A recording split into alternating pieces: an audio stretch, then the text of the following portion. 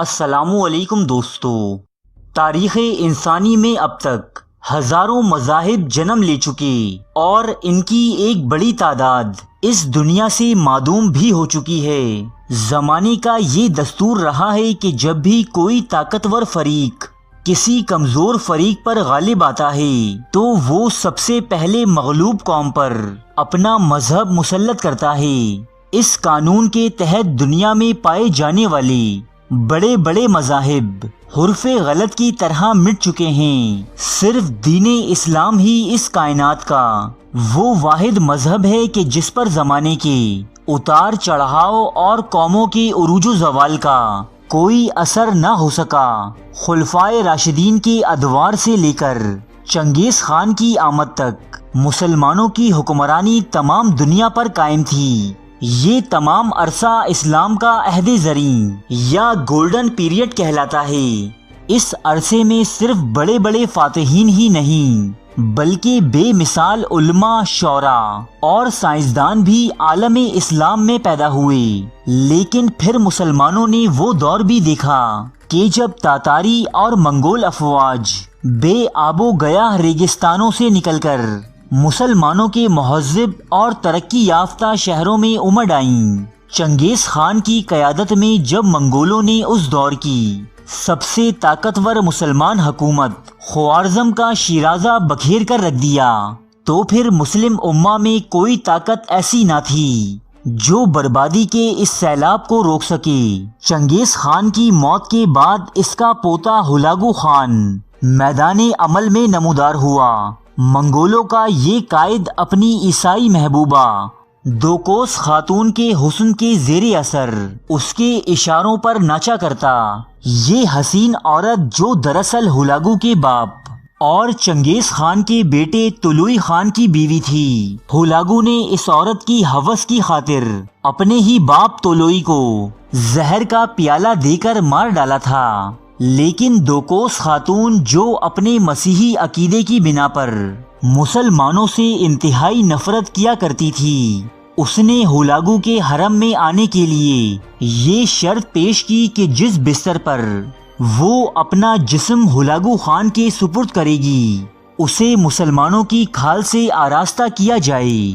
دوکوس خاتون ہلاگو سے ہر مرتبہ اور زیادہ مسلمانوں کی ہلاکتوں کے مطالبات کرتی اور ہلاگو اپنی بیوی کے کہنے پر خلقت خدا کا بے دریغ قتل کرتا چلا جاتا، یہاں تک کہ تباہی کا یہ طوفان ایران سے گزرتا ہوا مسلمانوں کے سب سے بڑے اور مہذب شہر، علم و حکمت کے مرکز بغداد پر چڑھ دوڑا۔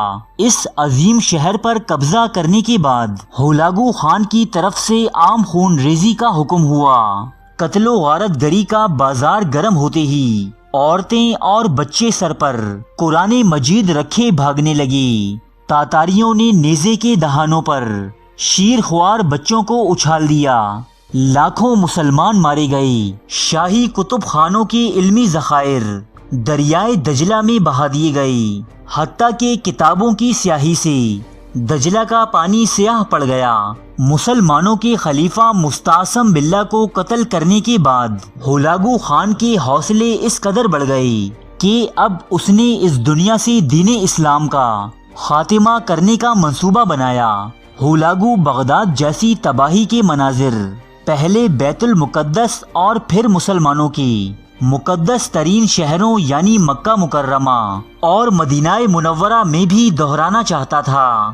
اس دور میں ان تینوں مقدس ترین شہروں کی عملداری مصر کے حکمران مملوکوں کے ہاتھوں میں تھی، اور مملوک اتنی زیادہ طاقت و قوت نہ رکھتے تھے کہ وہ منگولوں کا مقابلہ کر سکیں۔ عالم اسلام میں ہر شخص پریشان اور ہر آنکھ اشک بار تھی۔ منگول مصر پر ایک زوردار حملے اور مسلمان امہ کے قتل عام کی تیاریاں کر رہے تھے، لیکن اللہ پاک کو کچھ اور ہی منظور تھا۔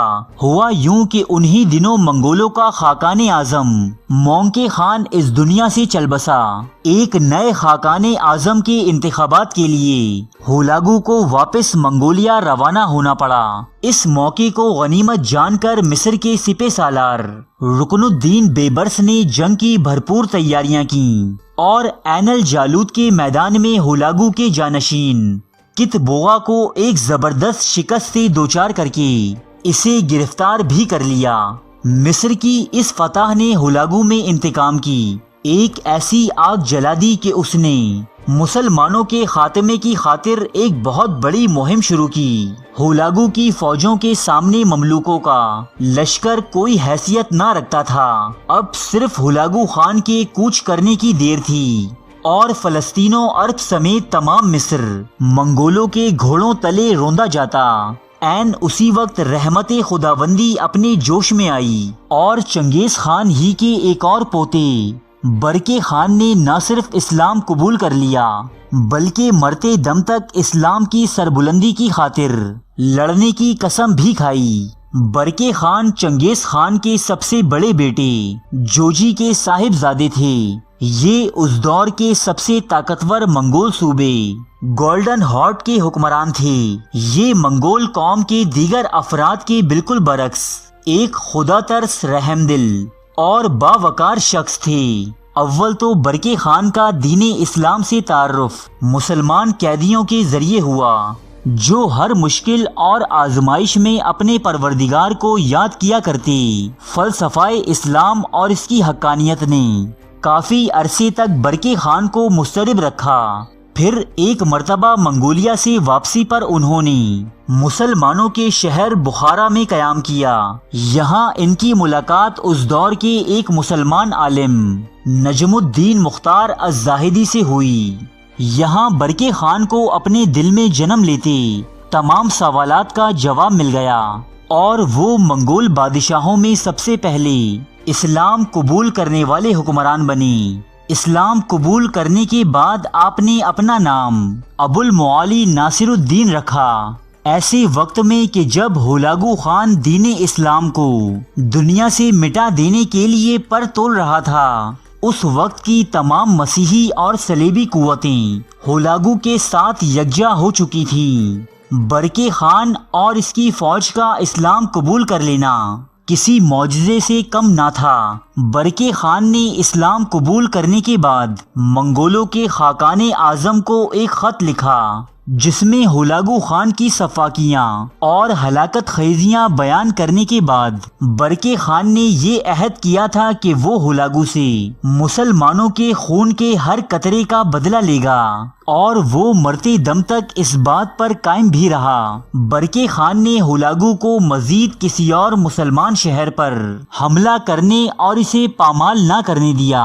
1262 عیسوی میں برکے خان اور ہولاگو خان کے مابین ایک خون ریز جنگ لڑی گئی۔ یہ جنگ جو منگولوں کی پہلی بڑی خانہ جنگی کہلاتی ہے، قفقاز کے چٹانی علاقے میں لڑی گئی تھی، جس کے نتیجے میں ہولاگو خان کی خون آشام طاقت اور دہشت کا خاتمہ ہوا۔ برکے خان کے بھتیجے نوغائی خان نے دریائے تیرک کے کنارے ہولاگو کی فوجوں کو نیست و نابود کر دیا۔ کچھ دریا میں ڈوب کر مارے گئے تو کچھ برکے خان کے مجاہدین کی تلواروں سے اس جنگ میں مسجدوں میں آگ لگانے اور اسلامی سلطنتوں کو اجاڑ کر وہاں صلیب نصب کرنے کے خواب دیکھنے والی ہولاگو خان کی بیوی دوکوس خاتون بھی گرفتار ہوئی۔ ہولاگو خان آذربائیجان کے کسی نامعلوم علاقے میں روپوش ہو گیا، لیکن اپنی محبوب بیوی کی گرفتاری نے ہولاگو خان کو ایسا بیمار کر دیا کہ وہ تھوڑے ہی عرصے میں موت کی آغوش میں سو گیا۔ برکے خان بھی ہولاگو کی موت کے صرف 1 سال بعد ہی اس جہان فانی سے رخصت ہو گئی، لیکن اپنے جنگی اور اخلاقی کارناموں کے سبب تاریخ میں ایسے انمٹ نقوش چھوڑ گئے جو قیامت تک یاد رکھے جائیں گے۔ برکے خان اپنے ہی چچا زاد بھائی ہولاگو خان کے خلاف تلوار اٹھانے کے قائل نہ تھے، وہ منگول اتحاد پر یقین رکھتے تھے۔ لیکن اپنے دین اور اس کی حمیت کی خاطر آپ نے اپنے خاندان کے خلاف بھی تلوار اٹھانے سے گریز نہ کیا۔ آپ نے منگول قوم پر ایک روشن راستے کا دروازہ کھولا اور آپ کے بعد یکے بعد دیگرے منگول حکمران اور جنرل اسلام قبول کرتے چلے گئے، جن میں خود ہولاگو خان کی اولاد بھی شامل تھی۔ یہ برکے خان کی مزاحمت ہی تھی کہ جس کے سبب ہولاگو خان مسلمانوں کے مقدس شہروں یروشلم، مدینہ منورہ اور مکہ معظمہ پر در اندازی سے باز رہا، ورنہ بغداد کی تباہی تو ہولاگو خان کی بربریت کا صرف ایک نمونہ تھی۔ اسی لیے شاعر مشرق علامہ اقبال سلطان برکے خان کی شان میں یہ شعر عرض کرتے ہیں: ہے آیا یورش تاتار کے افسانے سے، پاسباں مل گئے کعبے کو صنم خانے سے۔ اللہ پاک سلطان برکے خان کو جنت الفردوس میں اعلیٰ مقام عطا فرمائے، آمین۔